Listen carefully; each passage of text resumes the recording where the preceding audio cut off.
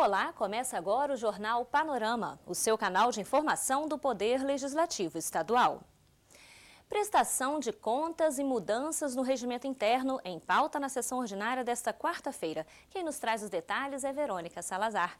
Olá, Verônica, como foi então o trabalho no plenário nesta quarta? Vamos conferir agora, Dani.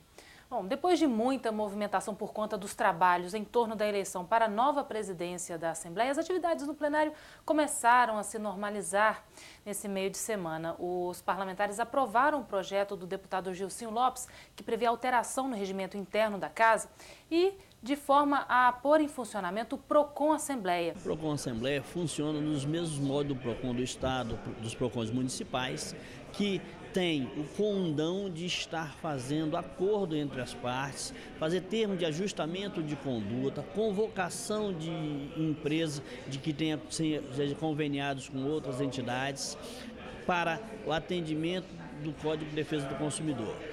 No caso específico do nosso projeto de resolução que foi aprovado hoje, nós queremos dar a condição ao PROCON Assembleia de ajuizar a ação coletiva via judicial para garantir o direito dos servidores que tenham contrato com outras empresas que elas não estejam cumprindo.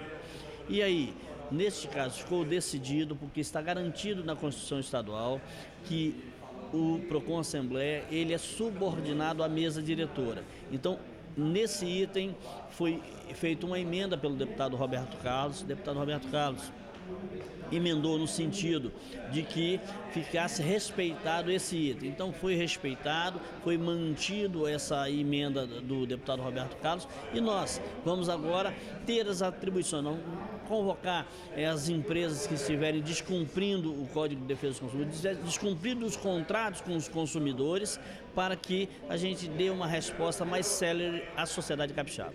Bom, nesta sessão também foi aprovada a urgência para o projeto enviado pelo Tribunal de Justiça, que promove alterações em 3 leis. Elas tratam sobre o Código de Organização Judiciária, reestruturação e modernização do órgão e plano de carreiras e vencimentos. Entre os objetivos dessa matéria está a ampliação do quadro de servidores. São esses novos servidores que serão usados para a implantação da Coordenadoria das Seções de Apoio às Varas de Violência contra a Mulher, da Comissão de Segurança Institucional e ao Núcleo Permanente de Solução de Conflitos.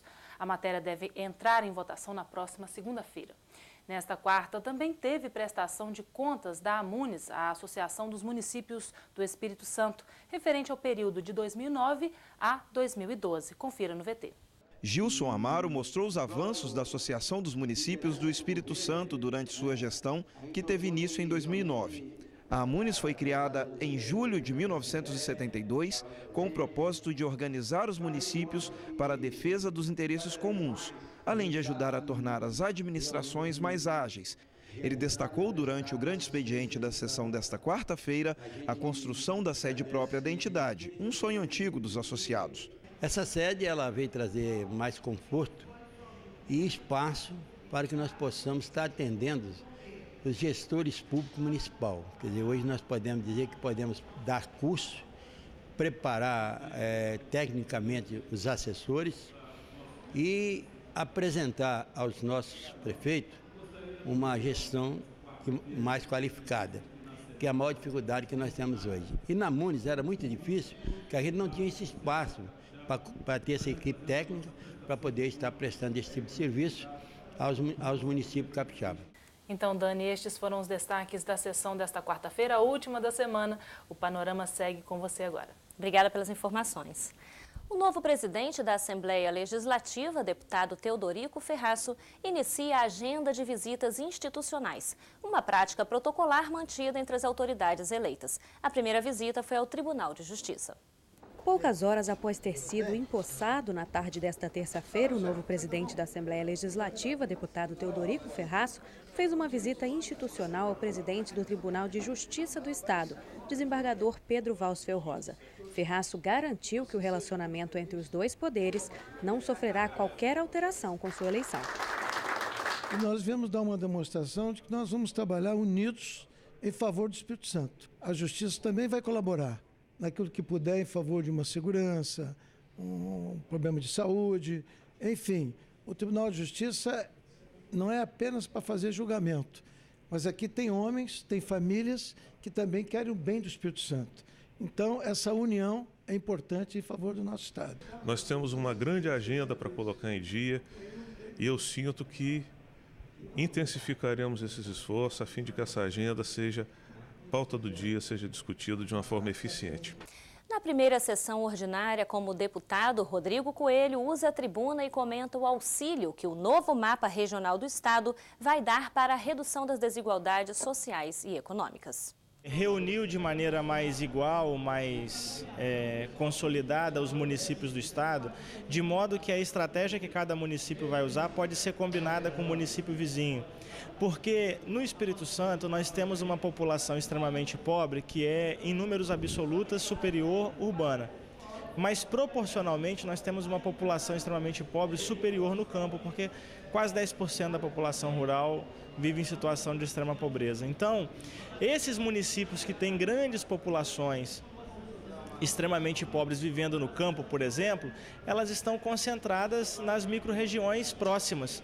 Então, isso facilita que as políticas desenvolvidas pelo Estado e pelos municípios, elas atinjam efetivamente essa população.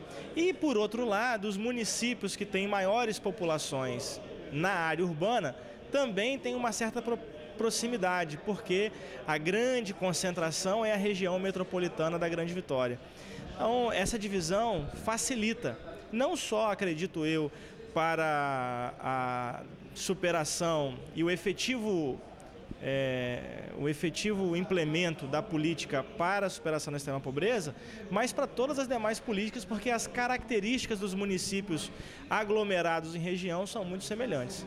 No mês em que se comemora o Dia Internacional da Mulher, a Assembleia Legislativa marca a data com uma sessão solene e entrega de comendas. Medalha Maria Ortiz no peito. Assim, 26 mulheres foram homenageadas durante sessão solene para comemorar o Dia Internacional da Mulher. A solenidade foi proposta pelo deputado Genivaldo Lievori, presidente da Comissão de Cidadania e Direitos Humanos da Assembleia. Celebrar as conquistas, mas se organizar para novos desafios. O mundo evoluiu muito na tecnologia, mas ainda nas relações humanas temos muitas desigualdades. E é preciso, para a construção de uma sociedade de paz, que essas desigualdades sejam superadas. Infelizmente, ainda nós temos uma violência doméstica muito grande. Há uma cultura muito machista, as mulheres trabalham mais, cuidam dos filhos, cuidam da casa, ganham menos e nem assim são valorizadas. É dia de reflexão e de reforçar os nossos propósitos de juntos, homens e mulheres, construir uma sociedade mais igualitária. Entre as homenageadas, a sindicalista Suzana Tatagiba. Ela fez uma relação entre a figura da heroína capixaba e a luta das mulheres no cotidiano. Eu acho que as mulheres estão sempre nessa fase sendo guerreiras, né? Essa é uma comenda Maria Ortiz, que foi uma grande guerreira aqui da nossa capital. E eu acho que nesses anos todos, a mulher tem um crescimento muito grande na sua luta, na sua vida, no seu dia a dia, mas é uma batalha diária, como matar um leão por dia. Você tem 3, 4 jornadas. A jornada da casa, a jornada do trabalho, da escola, e por ser mulher também, você está sempre muito mais cobrada, né? Que tudo tem que dar muito certo, e nós também somos, eu acho que a maioria das mulheres é muito perfeccionista, nós somos exigentes. Então a gente tem a vida de casa, a vida do trabalho, eu tenho a vida sindical, né? Quer dizer, a gente está aí, e tem que a gente tem que se sentir bem, a gente gosta também de se arrumar, de estar bem com a balança, bem com bem-estar, né? Com a roupa, com a pintura, faz parte de ser mulher. Deputada Luzia Toledo representa o Parlamento Capixaba em uma audiência pública no Senado para debater o fim do Fundap, Fundo para o Desenvolvimento das Atividades Portuárias. O assunto foi o destaque do programa Repercussão, que acontece ao vivo logo após a sessão ordinária.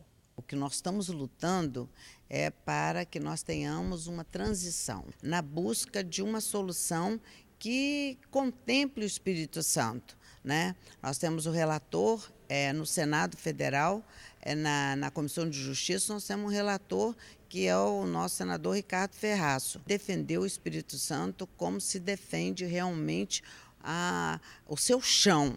E foi muito importante.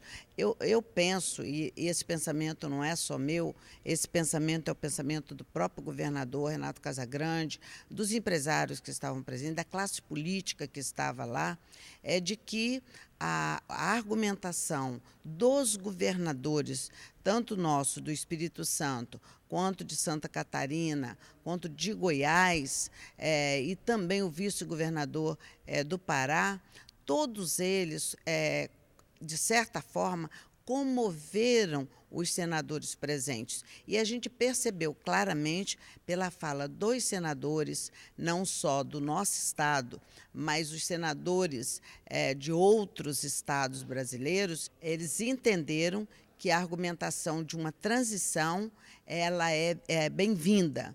E por isso que nós voltamos esperançosos de que nós consigamos, não só na CCJ, né, na Comissão de Justiça e Cidadania do Senado Federal, mas também no plenário, que a gente consiga realmente negociar uma transição para a perda do Fundap, tão importante para os nossos municípios. Se terminar do jeito que estava e do jeito que se estava presumindo, enfim, com certeza 48 municípios do nosso estado perderiam muito, 12 ficariam em insolvência total.